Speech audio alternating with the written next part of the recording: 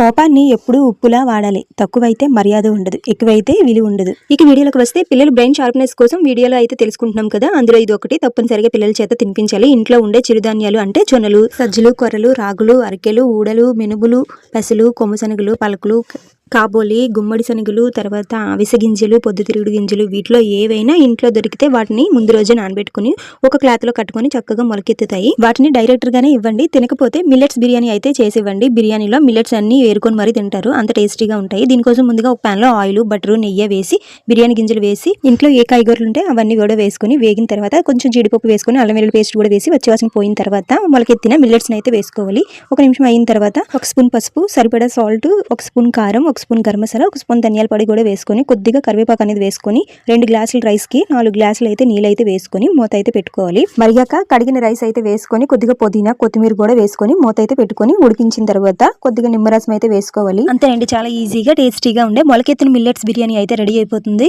మీ పిల్లలు చాలా ఇష్టంగా తింటారు. ఇంకా ఏమేమి తింటే పిల్లలు బ్రెయిన్ షార్ప్నెస్ పెరుగుతుందో సో నెక్స్ట్ వీడియోలో అయితే చూసేద్దాం. మీరు మాత్రం ఈ వీడియోకి ఒక చిన్న లైక్ చేసి మన ఛానల్ అయితే సబ్స్క్రైబ్ చేసుకోండి.